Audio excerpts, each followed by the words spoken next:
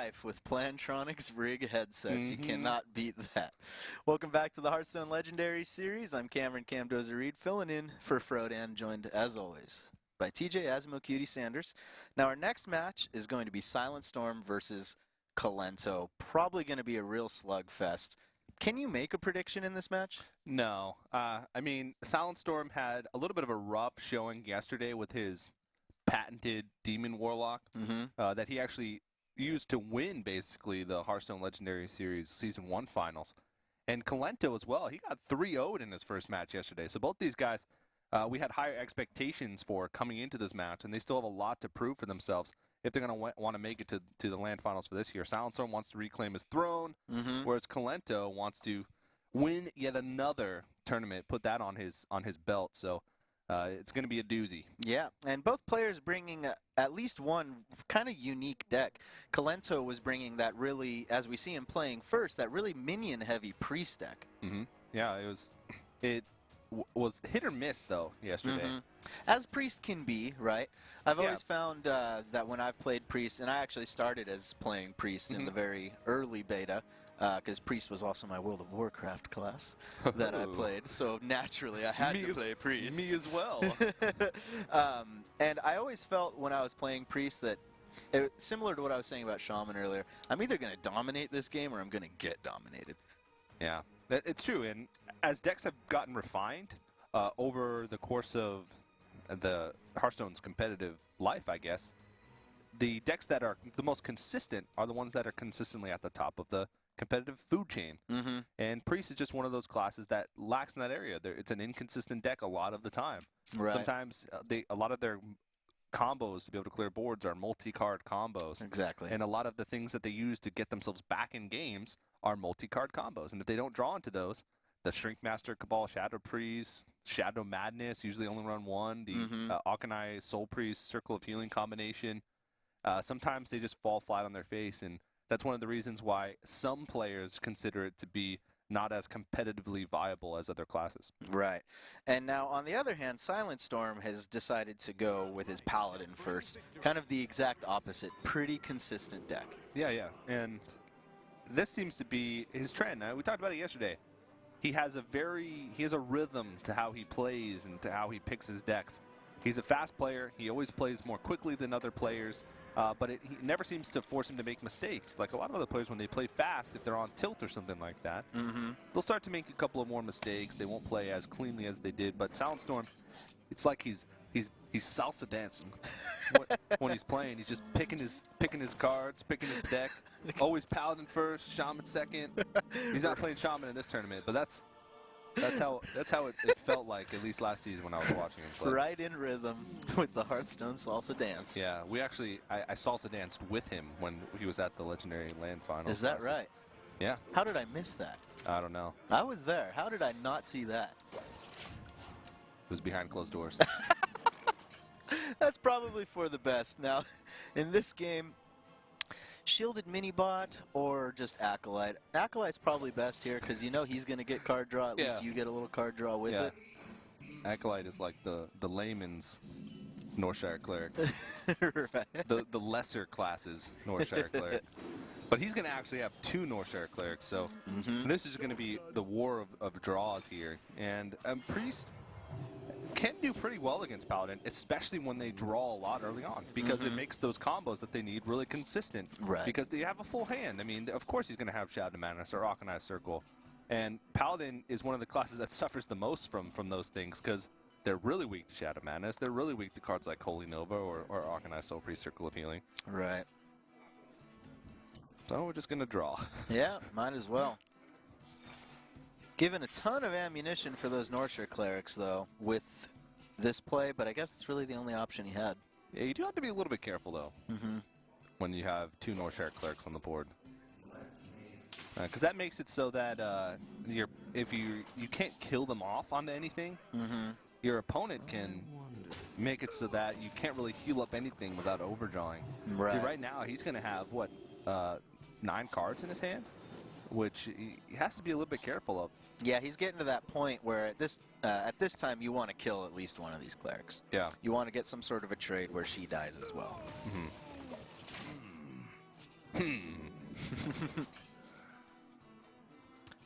All right, so it looks like a definite piloted Shredder turn here. Yeah. Consecrate. You sort of want to force him to trade in his Northshire Clerics. And Piloted Shredder is sort of the bane of Priests. It's Right. so hard for them to deal with because on turn 4, a lot of times they don't really have a board. And the 4 attack is just that sweet spot. But the Sludge Belcher coming down, as Raynad calls it, the natural predator of the piloted Shredder. Yeah. Most of the time, just the first iteration of the Sludge Belcher can take out both of the Piloted Shredder. And I mean, 5-drop versus 4-drop,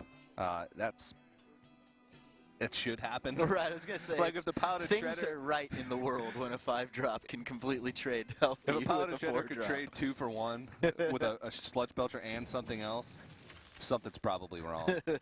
But all is right in the world. All right, so he gets the True Silver off the top, off the Acolyte. Yep. So that's going to allow him a little bit of a cleaner kill here.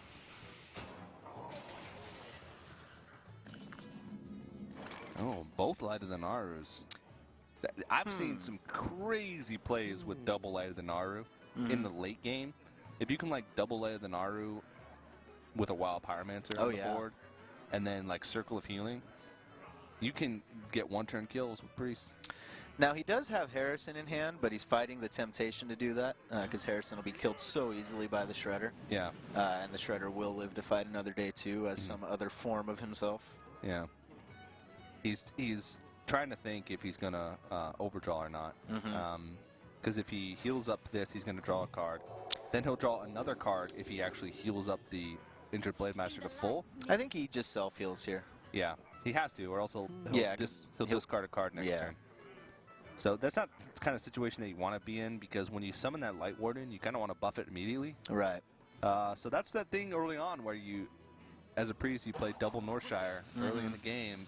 You get a lot of draws. You're feeling good, feeling happy, and then all of a sudden you get to that point in the mid-game where your hand is just so full that you can't do the optimal plays because you're going to overdraw. Right.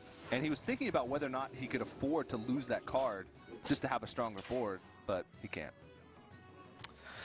All right, so now back into SilentStorm's court goes the ball. Consecration feels pretty epic here with that weapon equipped as well. Yeah. And this Shredder just continues to be a thorn in Kolento's side. Yeah, SilentStorm continues his dance.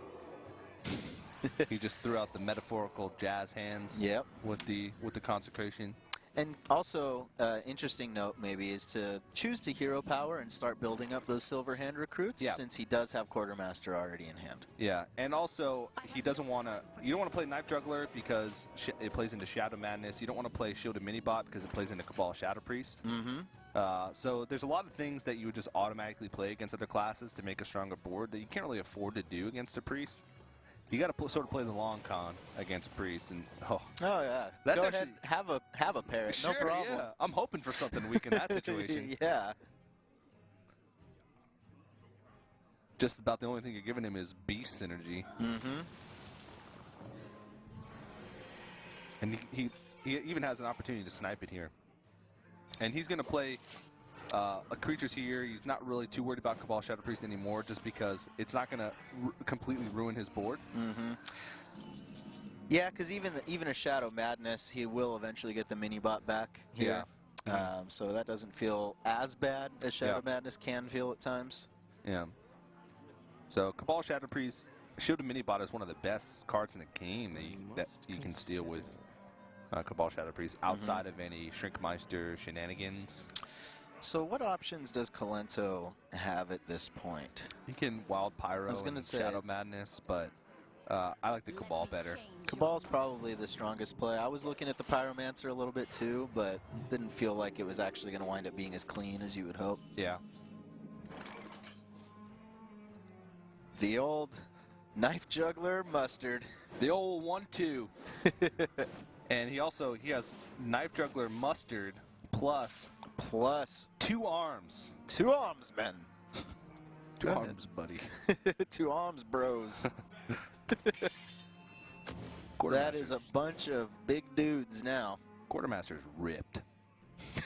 He really is, isn't he? These are the kinds of things you think about when you're playing Hearthstone. Yeah, yeah. I love it. All right, that's going to be rough, but then Pyromancer Holy Nova seems probably pretty clear here. Yeah, or even Akanai Circle. Akanai Circle. Ping off, yeah. I always kind of like to hang on to my Akanai Circle while when I've got it, if I have some sort of an option other than that, that still feels pretty good. Or we could double Shadow Madness. Yeah. He doesn't really have he doesn't have a way to clear up that Quartermaster with anything else other than the Akanai Circle. Other than the Akanai Circle, yeah. Yeah. And he can even Thought Steal with the extra mana that he's going to have from the ping. So, I mean, it doesn't really matter what order he does it in, but usually you want to draw first just in case there's something that changes your play, but I don't think there was going to be anything in that situation. Yeah, and that Akanai coming right in time off the top as well helps him punish that big Quartermaster play. So now he's able to easily clean up the Akanai, but it got its value. And then here comes Tyrion. Oh, no. You're always afraid to play Tyrion in this matchup because there's so many things that a priest can do that'll just take it. Especially notice it's turn 10 now. Yeah. He could mind control. He just Thought Stole, so there's a chance he could have the Aldor Peacekeeper. Aldor Peacekeeper, Cabal Shadow Priest. There's a lot of things, but he doesn't have any of those. Right. So he's going to be pretty happy. Sylvanas is also another way that they can deal with Tyrion because you can't really kill off your own Tyrion without killing off the Sylvanas first most of the time. It's just too healthy. Oh, but actually this is pretty big. He can. So if he allows him to steal, he can ruin. Well, he can then destroy the weapon as well. Yeah, that's going to be hard to pull off. I mean, you use the weapon, you take 6 to the face, putting you down at 14 health. That's a priest. I mean, that's not going to burst you. That still seems like a far too fancy play to be good. Yeah. The smarter play here is just to lay on hands, get a full hand, and then kill the Knife Juggler, force a trade. That other play is a little bit too risky. Not risky, but it's just a little bit unnecessary. I think that's just the word. It's flashy. Yes, that it is. All right, so now it looks like Kolento has also got his own Harrison in order to deal with Ashbringer once it hits the board. Yeah. But I don't know if he wants to use it because he's going to have to throw some cards on the board. Because he's going to draw 3, so he has 9 cards in his hand right now. He'll overdraw. So he's got to play a card first. He's got to play 2 cards, actually, so he doesn't overdraw on the following turn. So he's got to, like, Shrinkmeister. Yeah, so he can keep a Sylvanas alive. If he... No, yeah, he can. If he Shrinkmeisters the Tyrion. Shrinkmeister's Tyrion, yeah. Doesn't really do anything because he'll just trade the Silverhand Recruit in the following turn. Well, he'll steal the Silverhand. Oh, no, because Sylvanas would have been alive. Yeah. So he's going to go ahead and just lie to the Naru here and Harrison. And he will just be under overdrawing himself. Yep. Well played. He's actually got to play a card here. Yeah, he does have to play a card, and you don't want it to be Power Word Shield either. I guess you just throw down, well, you still have the mana left over. Yeah, I was going to say, throw down the Pyro. All right, he got it off. Just in time. Both players have like full hands. Yeah. So Consecration here will only kill a Recruit in the Pyro. You got to go with the True Silver Champion, I suppose. And then you have just a 1/2. It's hard to say what you kill in this situation because with the Pyromancer on the board, it's actually really easy to make a really big Light Warden. An insane Light Warden, yeah. So I would be inclined to actually kill the Light Warden in this situation. Yeah. Because even just attacking, you're putting up to 3 attack. Right. Because you're healing yourself, so he actually ended up taking a damage from that because Light Warden, of course, is from all sources of heals. So just 1 extra heal the following turn would have put it at the exact same strength as the Harrison. There's no reason to kill the Harrison in that situation. Yep. So now Sylvanas is going to be a thorn in Kolento's side here. He doesn't necessarily want to give a Pyromancer to a Paladin, especially considering he still hasn't seen Equality. Yeah. This is a very like mid-game focused priest here. It's really interesting to see. He doesn't have a lot of big threats, but he's really going for like mid-game board control because he has double Shadow Madness, double Shrinkmeister, We haven't really, like I said, we haven't really seen those big threats besides Sylvanas. A really interesting priest deck. I sort of like it, but it seems inconsistent against faster decks, and it seems like it won't win that control war against slower decks like Warrior. All right, so Thorsan coming off the top of the deck. He's got a ton of cards in hand that you get a lot of value out of Thorsan, but with the board presence that Kolento's got, I don't know if that's a very safe play. You're already down to 18 health. Yeah, and he doesn't want to clear the board too much because he wants to make sure that his Sylvanas gets something.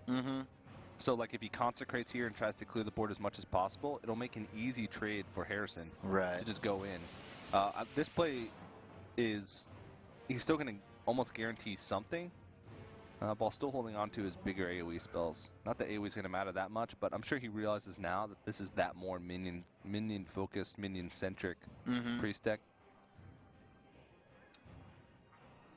Definitely taking his time thinking about how he wants to handle this turn. And it's definitely a trickier turn than it probably might have seemed on the surface. And I like the decision. Sylvanas turns are always tough. Yeah. He actually floated 5 mana as well, so he really wants to get the most value out of his cards and preserve his Sylvanas' ability to steal something. And also, yeah. Yeah, there's definitely a potential play here that would get pretty nasty with the Shrinkmeister and the Shadow Madness onto Sylvanas. Yeah. Then you wind up stealing a 1/1 of your own. Yeah. But it does deal with your opponent's board. That might be the best play. It plays right into Consecration, though. Yeah. But I think it's the most efficient way to deal with the board. You're not going to, I don't know, those Shrinkmeisters are... I mean, that's kind of what they're there for, is to make these combos possible, really. Yeah. Yeah, it looks like he's going to go for it.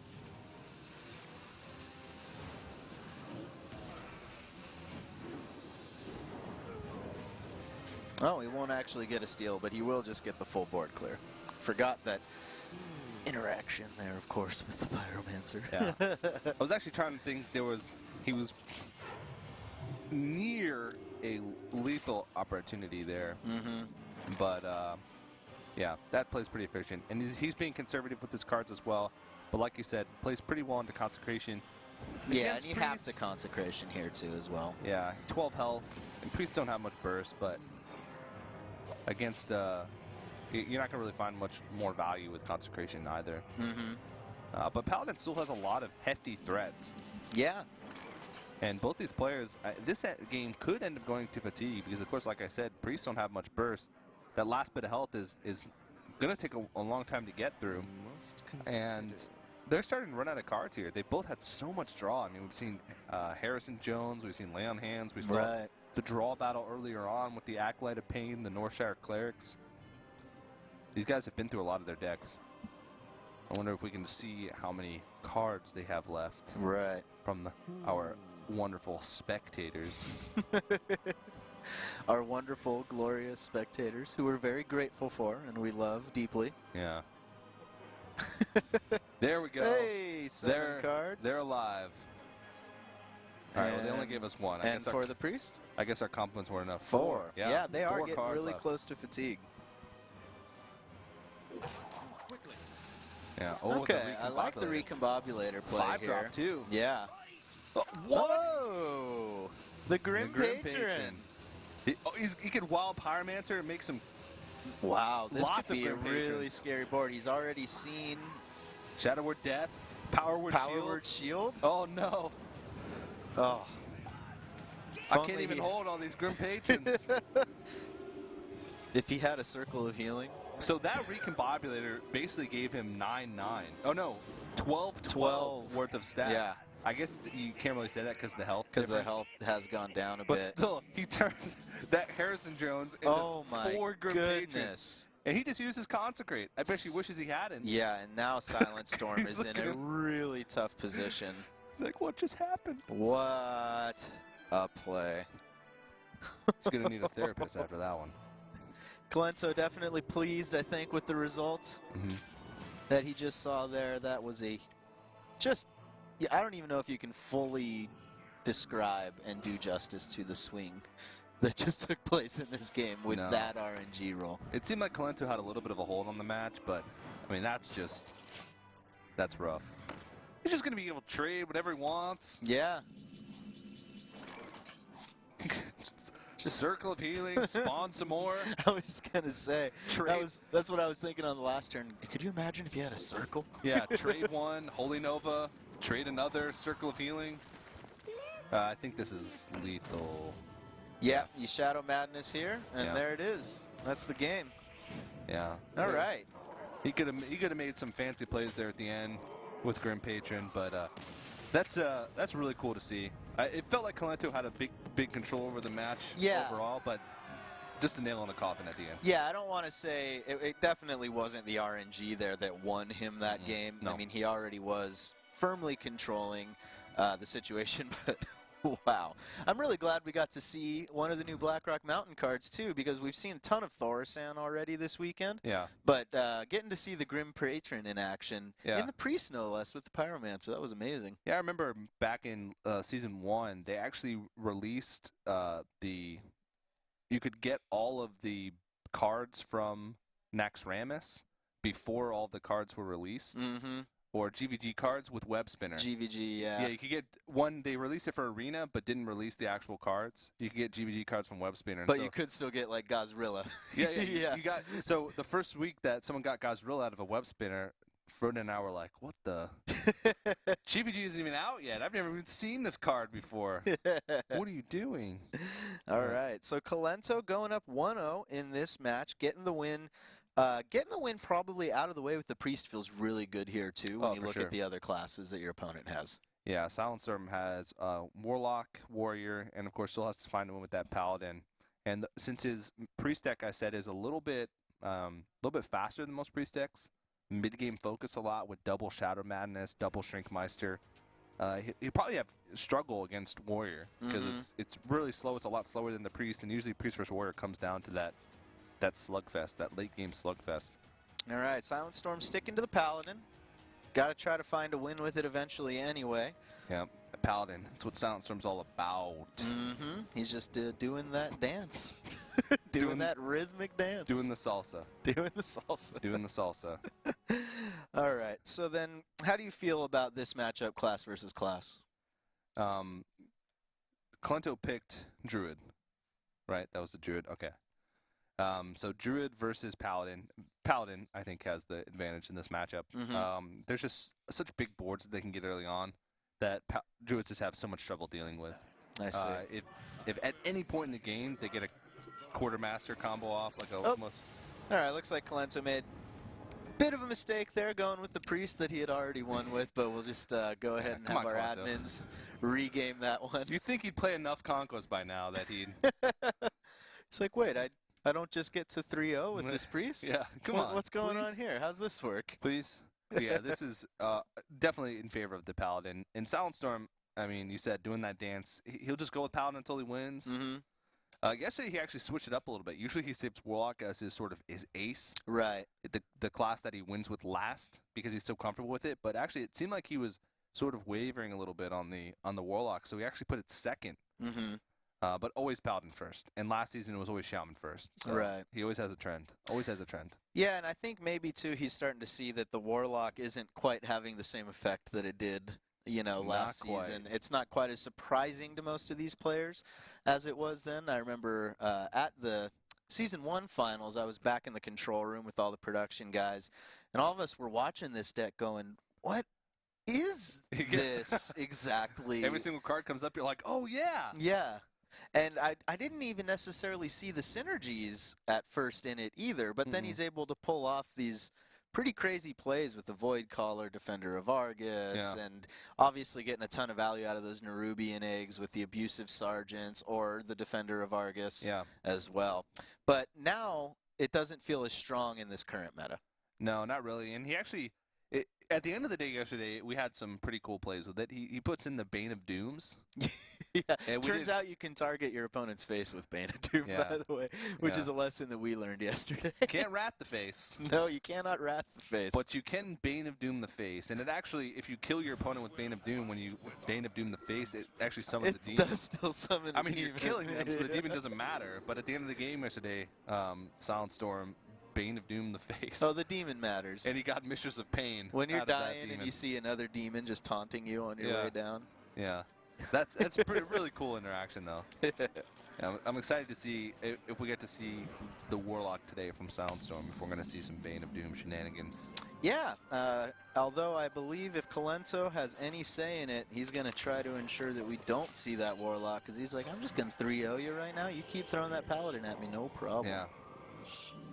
All right, so this is a really great start for SilentStorm. He's got Knife Juggler, Double Shielded Mini-Bot, and this Knife Juggler is basically saying, if you don't have Wrath, you're screwed. Yeah, then you have to use your Shade to trade Yeah, into my exactly. Juggler, and you don't want to do that. Yeah, because you don't really want to leave that Knife Juggler up. I mean, Right. you can save it up for next turn, but there's a chance that he's just going to juggle it right now and trade next turn, and you just basically lost damage on your face for nothing. Right.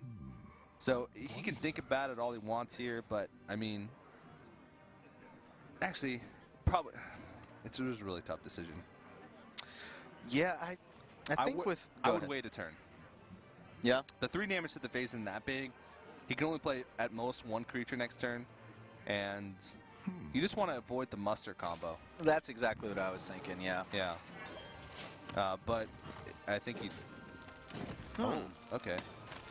This is interesting because next turn he has another Shade, so Right. I would think he's played that. But this turn, this basically means that he wants to hero power it again next turn. Yeah. I mean, that's got to be it, but that feels pretty rough as well. Uh-huh. And he is going to go ahead and do that. Yeah. So he does have some stabilization cards. Druid of the Claw is fantastic because usually it'll trade 2 for 1 against Paladin. Dr. Boom as well is a great stabilization card. As long as you're not too far behind, you can play it and guarantee that your board's going to be in a better state the following turn than it was. Yeah, I still don't know how much I like the play to use your own face. That, for 2 mana and your coin, that Knife Juggler wound up doing 8 damage? Yeah. That's rough. Yep. I wonder. And he didn't get that Shade rolling early enough, so like the following turn, if he trades into the Acolyte here, he could just consecrate and be able to clear the whole board and blow Shades. Mm-hmm. And then he'd be down to, what, 18 health that turn? So he'd be... I wouldn't reveal the Shade here, because he'd play like right into Consecrate. Yeah. Or True Silver. There's a bunch of ways at this point with that board Yeah. that the Paladin can pretty easily deal with it. Yeah. And he does. He winds up playing right into probably a pretty clear True Silver here. I would actually Consecrate. Yeah, you're right then. Yeah, because you do have the... That's perfect. That clears them both, of course. Yeah. Silly me. Yeah. And you still keep a Shielded Mini-Bot on the board, so you basically just... He's at 18 health now. You've only used Where shall I strike? virtually 2 cards since you drew one for the Acolyte of Pain up against his 2 cards. So now you have a real... Now the True Silver. Yeah. I'd actually be inclined to Paladin Shredder here, but I guess you want the weapon rolling. It plays into Harrison, but I guess he's not too worried about that. All right, so now we do already see in Kolento's hand, though, Thaurissan and Dr. Boom. Yeah. He could even Thaurissan, and the next turn Dr. Boom and Zombie And Chow. Zombie Chow. Whoa! Imagine that. The plays! That's a power play if I've ever seen one. Mustard. All right. Now, he does have the swipe for Mustard, but I think at this point, SilentStorm probably waits until turn 8 at least to do the 1-turn combo. Yeah, Paladins just don't have a clean way to deal with Emperor Thaurissan. Those 5 health is really tough because you Aldor it. Mm-hmm. It's still going to reduce the cost of his cards. And now all of a sudden you have to deal with a Dr. Boom. So just like that, because he didn't have a big enough play that turn, he's fallen a little bit far behind. Wow. 2 mana swipe. 2 mana piloted Shredder. Oh, man. That's some scary stuff. And he even has Ancient of Lore in his hand to refill. Yep. So he can just about clear this board. You can run your minions into Dr. Boom, Consecration, then you got the weapon left over. I wonder. Could take 8 damage to the face from those boom bots if you do it that way. Yep. Yeah, but I think he has to. Yeah. There's no other play. Next turn he can muster for battle and quartermaster. I would be surprised if he used muster for battle this turn, but Wow. he actually did, I think. It's hard to say. We have to wait till the spectator mode catches up. How did you feel about Okay, that play, taking the damage to the face on Dr. Boom with the weapon instead? He wanted to try and preserve a creature, but it didn't work out. Yeah. But, I mean, you sort of have to take risks like that when you're playing Paladin, because it's the only way you're going to win. You have to keep the Druid on the back foot the whole game. But that's a huge Yeah, with this power mana swing. curve, though, that's going to be hard to keep him on the back foot. Getting Yeah. 2 charges from Thaurissan. Yeah, he can muster for battle quartermaster here and heal up from the zombie chow. But Right, that's still a big board that he's staring at. Even if he does that, though, he's dead to Savage Roar. It doesn't Yeah. even have to be combo. Yeah, no, I think he's still, because he'll heal up from the zombie chow, so he'll be at 18 health. So just Savage Roar would be 16 damage with hero Okay, power. you're right, yeah. Still just a still, little short. I mean, Savage Roar plus swipe. Actually, Savage Roar plus swipe, yeah, Yeah. would have finished it still. Yeah. But he can Ancient of Lore here and Wrath and Yeah. clear all the Silverhand recruits off the board. Still be in a really good position. The Paladin being at 18 health with still good sized creatures on the board. He's sitting pretty right now. All right, double swipe in hand. I feel like I just go face here. Yeah, Yeah. absolutely. You Yeah. got double swipe. He's down to 9 health. Yeah, he'll be punished by second quartermaster, but he won't even be punished next turn because he could use both swipes plus Both hero swipes power and kill him. hero power wins, yeah. Yeah. So calculated, aggressive maneuvers. Oh! That's one of my absolute favorites. If they don't have the answer to that, a 6 damage sound. Yeah, or double Savage Roar. How's 14 damage sound Oh! from one card? Yep. And anti-Keelbot. Anti-Keelbot. Not going to Nope, save him. not going to save him. Double swipe already in hand. Kolento going up 2-0. Yeah. SilentStorm just can't seem to find a win with this Paladin today versus Kolento. No, he can't. And he had a pretty decent start. He just didn't have, like, follow-up plays after he cleared the board. Uh-huh. And Kolento, I mean, having both Ancient Lores that early on to refill your hand, the Thaurissan staying alive for an extra turn. Yeah, the double turn Thaurissan probably was the nail in the coffin. Yeah. That play he was able to pull off. The mana curves just get insane when Yeah. Thaurissan survives longer than one turn. Yeah, and Paladin just I think that card has improved the matchup against Paladin quite a bit because Paladin was a class that could pressure a lot, and it forced Druids into situations where a lot of times they couldn't play to their mana curve efficiently, and Paladins have trouble dealing with 5 mana or 5 health creatures. In the past, Paladins would just Aldor Peacekeeper the Ancient of Lore and ignore it, but you can't really Aldor Peacekeeper the Emperor Thaurissan and ignore it, because it's still going to just reduce the cost of his creatures. You have to deal with it eventually, and that's damage that you're not putting on his face. That's pressure that you're not putting elsewhere on the board. So that card improves that matchup, I think, pretty significantly.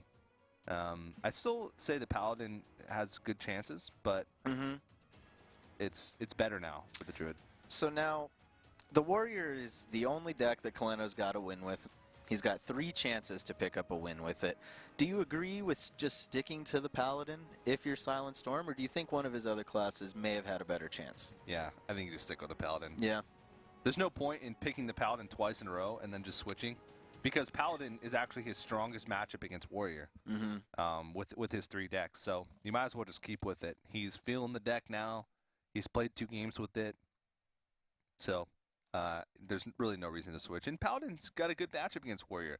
Yeah. Again, the pressure. Warrior just can't deal with it. It's hard for Warrior to deal with things like Muster for Battle Quartermaster. Right. Or Paladin Shredders are really tough to deal with. Shielded Mini-Bots are really annoying. Oh, absolutely. In the early game, you feel super good because you picked up your Fiery War Axe and then Shielded Mini-Bot. Yeah. Ugh. I gotta take like 8 damage over 2 turns, and use both charges of my fireworks to kill this thing. Rough. And then he Rough cog life. hammers. Now, Coghammer is one of those cards that I don't always see in every Paladin deck. No, it's actually pretty rare. When it works, when it's on, it's on. Right. When it's off, whew, it's really off. And I mean, your hand can get clunky with weapons because Muster for Battle, True Silver Champion are all played around the same time as Coghammer would be played around. Right. Usually when you play Coghammer, you usually end up overriding like your Light's Justice from Muster for Battle.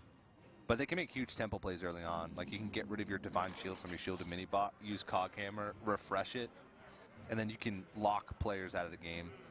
I like it against Mech Mage, which is normally a pretty even matchup for Paladin. Mm-hmm. I think it pushes you a little bit over. All right, sort of standard early game stuff from the Warrior.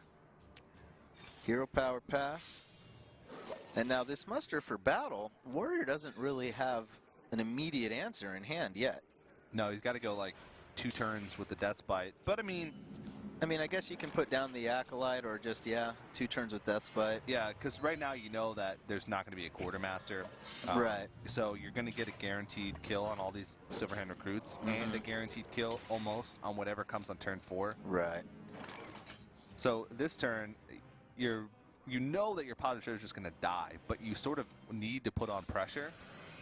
So you can't really afford to just hero power here, even though you feel like you're just throwing that Paladin Shredder out to just be killed. Mm-hmm. You can't afford to let up. Well, and there is something to be said, too, that the Death's Bite Death Rattle will take effect before the Piloted Shredder, so Yeah. whatever comes out will be perfectly healthy. Yeah.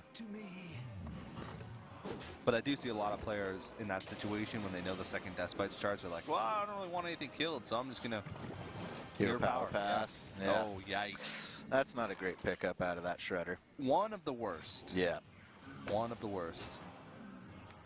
He's at 19 health. Yeah, he has actually still done a pretty good job of putting that pressure on the health pool of the Warrior.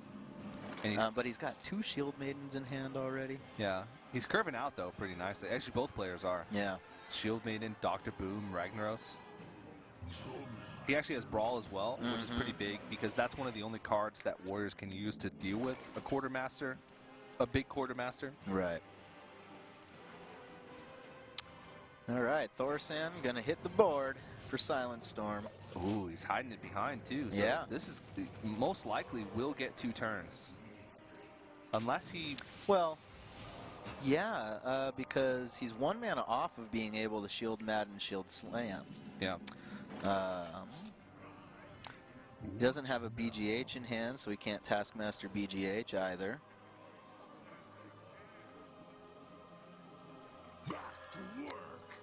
Yep. Thorsan's going to get crazy value. He can even Tyrion next turn if he wanted to for a big play. Tyrion can be tough for Warriors to deal with because they have to have a way to proc the Divine Shield and then proc and execute or have the armor to be able to Shield Slam it down. Right. And that weapon can do a lot of damage. He doesn't have Harrison Jones in his hand. Some Warriors have been cutting Harrison Jones because they already have a strong matchup against Rogue and they're not really too worried about the mirror matchup that much. And for a while at the end of last season, Paladins were sort of falling out of favor because of the popularity of Royal Rogue. I can't remember if he ran Harrison yesterday, but I mean, you're sort of forcing him to have it. And he not only has to remove it, but he has to have the Harrison as well if you're going to want to get punished for that play. So. All right, so he's thinking about how to most effectively put the most pressure on. And Tyrion's got to be the answer. And another charge from Thorsan, and he's still hidden behind a taunt. This is so hard because he can't Shield Maiden's Shield Slam because he only have 5 armor. So we'll have to trade both of his creatures plus the Shield Slam into the Tyrion to be able to do anything. So Sylvanas, he might have to Sylvanas here. And then that's a lot of damage staring him out on the board. That's 12 damage. Yeah. And then we can also see that there's a True Silver in hand. There's 2 free Knife Jugglers. Whoa. He could wind up getting the kill. Yeah. Just with the Jugglers. Zip, zip, zip, zip. Juggle, Pilot Shredder, True Silver Champion, Hero Power. That fills up 7 mana. Just with that alone. Yep. He can even, there's probably a guaranteed lethal with the quality. if he equalities and then uses the knife jugglers to juggle Sure. twice. Dr. Boom will put more creatures on the board. Yes, so I it don't know if will. that's possible. It will lower the chances. Yeah. So he'll need 7 damage, so he would need 3 damage. So no, it's not possible. That's the best way to deal with it too. Block the Divine Shield. All right, can he come up with lethal? He's got 11 on the board. He needs to come up with 7 more. Amazing Knife Jugglers seems to be the only way that he can with his current hand. He could have 1 juggle, 3 juggles, 5 juggles total this turn, plus True Silver. Man, he would have to be... Those would have to be some on-point Knife Juggles. Those would have to be the American Sniper Knife Jugglers. I don't think he'll go for it. No, I think just go to the face with what you got on the board. Probably BGH Dr. Boom here. Yep. Is he going to get fancy with the jugglers? Actually, with this, it's actually a high chance, I think, that he wins. Because out of 5 possible targets, he has 5 juggles. He only needs... Oh, and it puts on the weapon. Now he needs... Two juggles to the face. To the face. And he's got Piloted Shredder and Hero Power to get That's 4 juggles total. Actually, 5 juggles total, but he has mana to use both. He only needs Here one we more go. juggle. One more. One in it. Oh! Come on! Oh, no. There Oh, it is. He got it. All right, SilentStorm with the fancy free Knife Juggler play. Love it. Winds up staying alive in the series. He actually had 7 total juggles that he could use that turn because Tyrion was killed, so he didn't have to use the mana on True Silver Champion. So having his Tyrion killed was actually good for him because he would have had 1 less juggle plus 1 less damage from his weapon, right, to be able to finish off his opponent. He was still in a great spot. There was really not a way for Kolento to be able to come back in that one. Right. But SilentStorm finally manages to pick up the win with that. And finishing it in that sort of fashion. That was so awesome. Yeah. I'm not going to lie. That was completely awesome. Yeah. Now, coming up next, he's still going to be up against the Warrior. What of the 2 decks left do you think is the best to go with? The Warlock? Get it out of the way, try to get the win? It's hard to say. Mirror matchups, you hate to put yourself into a mirror matchup situation when your tournament life is on the line. Well, it'd be Warlock versus Kolento's Warrior. Oh, SilentStorm has Warrior as well. Right, but I'm talking about his Warlock. Oh, was that the next one he should bring? Oh, I'm sorry. I was going off to the next tangent. Yeah. I was saying that was for my point of playing Warlock. Both words have war in it. Yeah. He wants to play Warlock because he doesn't want to put himself in a mirror match situation. Okay, yeah.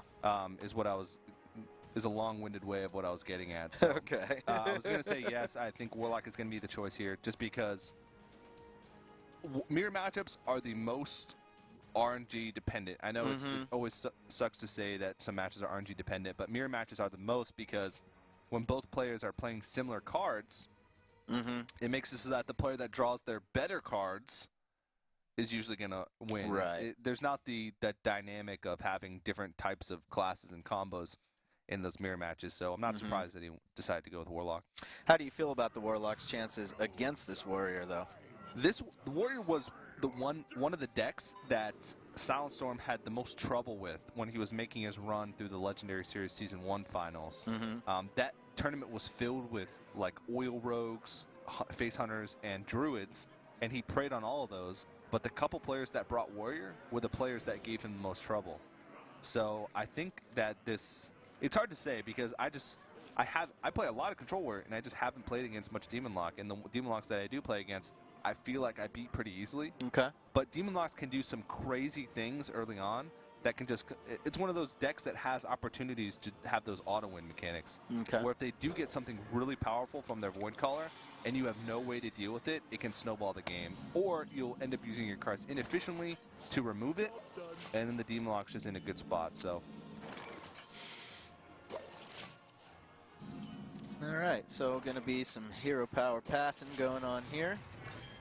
I think we'll see the Mistress of Pain, though, instead of a tap here. Yeah, especially since he knows that turn 3 is coming up, so he has the Abusive Sergeant to be able to effectively trade into an Acolyte of Pain. Right. If that was what came out. It's 1 turn away from a Death Spite as well. Defender of Argus would be pretty sweet if he drawn into it. Not going to shield slam. He thought about it for a second, Yeah. but There's going to be Usually- some better shield slams later in the game, I'm sure. yeah. Oh, there's the Bane of Doom, There the it ultimate is. counter to Cruel Taskmasters. Bane of Doom, also known as Bane of Casters, counting Yeah. lethal. Exactly. I really love Bane of Doom.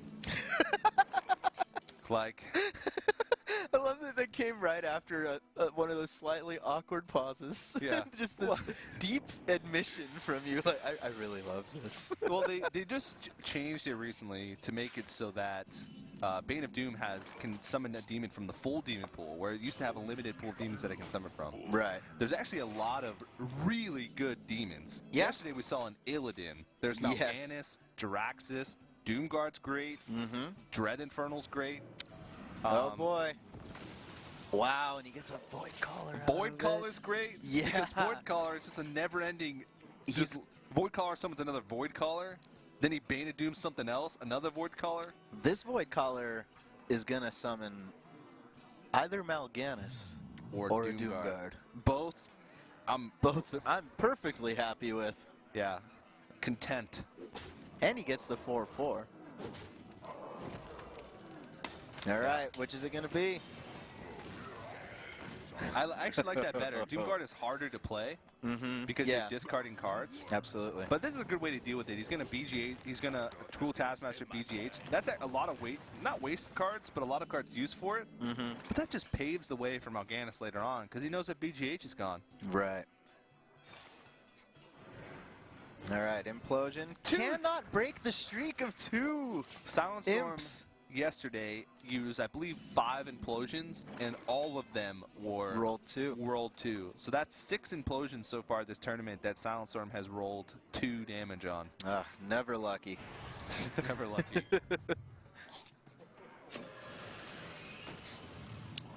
All right, so Kolento's definitely getting a pretty nice little board presence here, though. Yeah. Where's that second Bane of Doom when you need it? Right? Oh boy, here's the next, his actual Void Caller from Yeah. his deck, as opposed to from the random ether. Oh no. Ooh, That makes it so he can't play Void Caller. Mhm. Because whatever it summons gets killed by Patient Assassin. instantly, yeah. Patient Assassin is one of the best cards that you can get from Piloted Shredder. Yeah, absolutely. I mean, there's a couple classes that can punish it, though. I mean, Warrior Yeah. being one of them. Yeah. Really any AoE, you know. Yeah. Kind of depends on the board state that you get it in, I guess. Yeah. And he's going to throw his Void Caller because he'll have to kill it first. But, I mean, if he's able to kill the Void Caller, which he is, Mm-hmm. then kill whatever comes out of it with Patient Assassin, that's pretty much the game for SilentStorm. You can see he's visibly frustrated by that. And, I mean, that's some... yeah. It's just really, really unfortunate, I Mhm. guess, is how to put it. Yeah. 2-1 Nice. is Implosion, followed by the Patient Assassin. I guess that's what you get for just Bane of Doomin. That's right. That is the karma comeback from that one.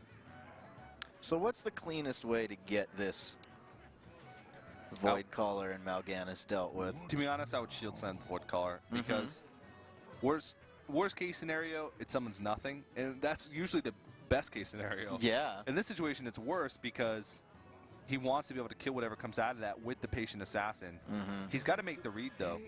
I don't think it's going to happen. But he can still do it. He's just going to draw first. Yep, he's going for the shield slam. Oh, SilentStorm is just going to Wow. be. Yeah, Mal'Ganis Look at him shaking his head. killed by the Patient Assassin. Wow. That might be one of the most valuable piloted shredders I've ever seen. Wow. Indeed. Indeed. Really rough. Would make Trump proud. It would. Yikes. So now, how does SilentStorm get back into this game? Well, now I can- that just went down. He can cash in on this Nerubian egg here with his Abusive Sergeant. And, I mean, Jiraxis later in the game, those Dread Infernals, if he can get that out on a Mhm. safe turn. Dread Infernals, those, or just regular Infernals, I guess. I don't even know if they're Dread Infernals. I think Jiraxis just summons Just the good old, infernals. just regular Yeah. Vanilla Infernals. They're a little less angry than their Dread Infernal counterparts. Yeah. They've got a pretty good life out Yeah, there they're like now. 10-year-old Infernals. They're still happy. They're not angsty yet. Yes, they haven't been disenfranchised Yeah. by the harsh realities of life Yeah. as a demon. Yeah. So that 1 damage 1 damage to everything. to everything. Yeah. Just so mad. Just so angry. Despite Warriors are only a little bit mad. Mm-hmm. Just 1 damage to creatures. To creatures, right, yeah. But Dread Infernals are just pissed. All right, so he's starting to now finally picks up a real threat. Yeah. He's got a lot of he has a lot of answers, but Right, that was the one thing I think that SilentStorm had going for him, was that most of Kolento's cards were these sort of reactionary control cards. yeah. He didn't actually have any of his pressure cards quite yet. Yeah. But picking up Dr. Boom here, pretty good. Yes. All right, so Shadow Flame actually does benefit from spell power. Mm. So you can spell power and then Shadow Flame, a the 3 attack heal target bot, for yeah. 4 damage. But I don't know how good that is. I mean, I guess you're really not going to get much else out of it. No, it doesn't seem like you are. You definitely want to save Big Game Hunter against a Warrior too, because that would be the only other card he has that would Shadow Flame to clear here. Yeah.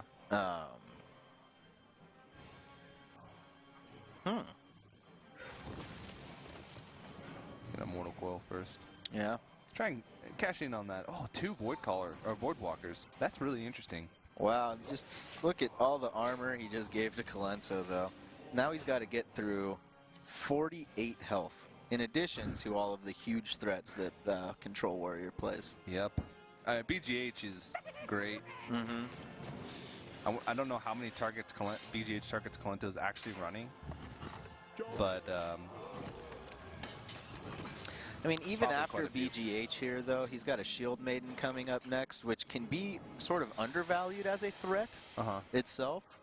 Most people, myself included, I see like, oh yeah, that 5 mana, but a 5/5 body is going to be pretty scary at this point for Silence. he got a 3. Hey, and then look, one of One them gets died, killed so instantly. it's effectively the same. And it was on a boom bot, so it was a 1 health. Yeah. He can't catch a break. But I mean, Yeah, now he's going to have to power overwhelming one of these imps to get through the shield. that's not too bad. No, though. that feels good. Yeah. He's going through his cards like crazy though. That's the one thing about this Demon Lock is that, especially against Warrior, he's got a lot of he's got a lot of health to get through, like you mentioned earlier. Right. And he's going to run out of cards. That Drax is going to have to go a long way. Yeah. And there's a Harrison Drones. Yeah, why not? Thorsan has another 5/5 body sound. Yeah. Make a free execute.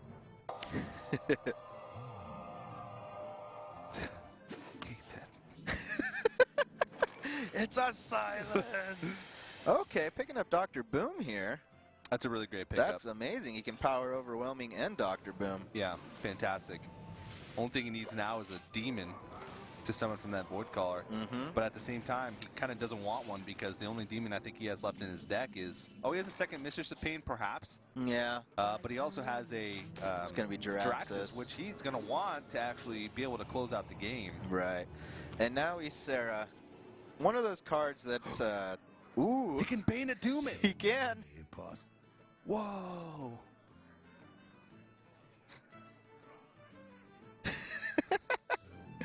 All right, so where do you place the defender here? If you're going to defend her. Probably the Void Caller just so it lives. But unless... No, he's not even going to trade into it. I mean, he could have done this exact same thing, except not Defender of Argus, and it would have accomplished the same thing as long as he did 1 damage with one of the boom bots. I probably would have traded the boom bots first, and then decided on Defender of Argus target. Now he doesn't get to utilize Bane of Doom. I guess it's not too big of a deal, but Yeah. Well, he's got a big board. And Kolento's hand, other than that execute, well, the Emerald Drake. Yep. is going to trade pretty effectively here. Yep. And I guess maybe he wanted to play around Brawl. He didn't want to have to get a huge, like a big demon from Bane of Doom and then have it killed by Brawl. Okay. So that might have been what he was trying to play around there, because he hasn't seen it yet. All right, there's Jiraxis, and look at Kolento. One card in hand. It's Harrison Jones. Yeah. How many cards does he have left? That's a good question. I mean, at that point, though, you've only got to chew through 15 health, and you've removed the weapon. Yeah, I think you save Jiraxis until you absolutely have to use it. Because right now, you can most likely assume that he runs Harrison Jones. And, like, what's the one way that you can just absolutely lose the game right now? So there's only 2 cards left in SilentStorm's deck. 2 cards to chew through that much health. That's 40 health.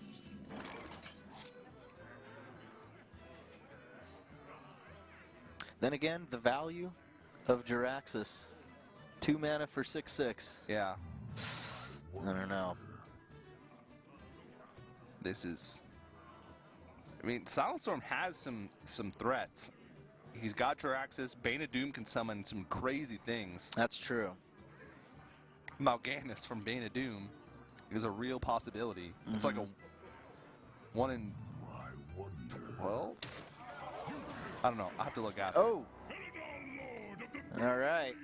Oh, no. And the brawl.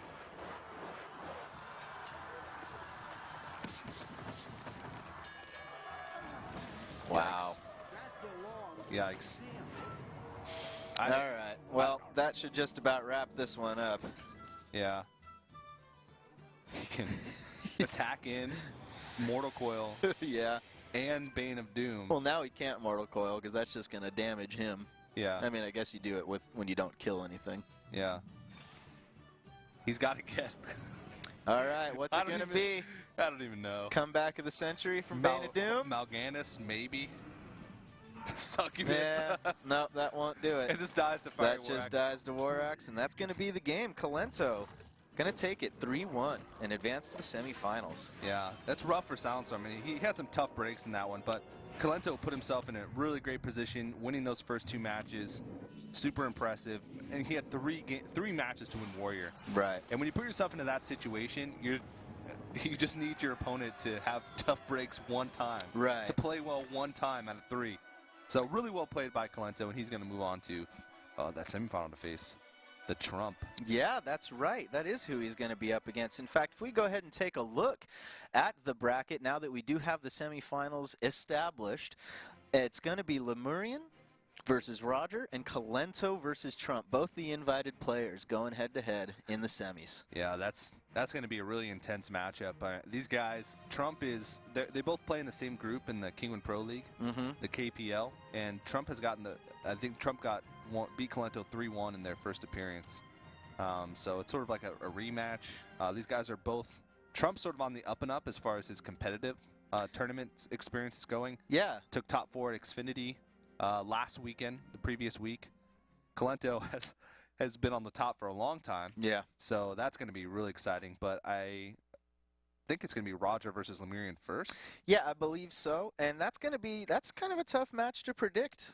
We have seen really impressive play out of Lemurian so far, though. Yeah, there was actually some rough games yesterday in one of his matches. Versus Kolento, yeah. The Oil Rogue in particular, he had that one really rough turn. He had some questionable plays, but he ended up 3-0ing Kolento. So most of his games, especially the one with Oil Rogue against Tom's Freeze Mage, super impressive. I'm really looking forward to seeing more of this guy because we don't know that much about him. We've only seen his really great run yesterday. Yeah. So I'm excited to see what he can do.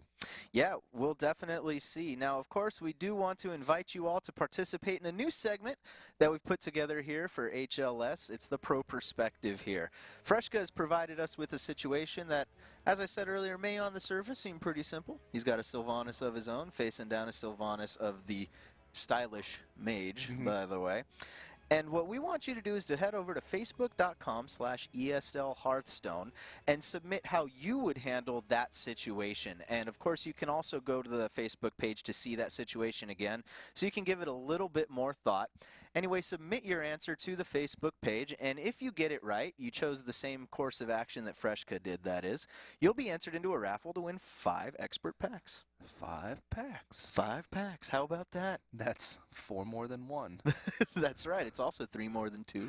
Next level. 1, yeah, all right, there you go. Now, of course, making these giveaways possible is Plantronics and Gigabyte. Thank you very much for your continued support of the Hearthstone Legendary Series, and you guys should check out those links, by the way, as well, to support them. Now, keep those tweets coming, by the way, using that hashtag HLS at ESL Hearthstone, and don't forget to go to our Facebook page as well.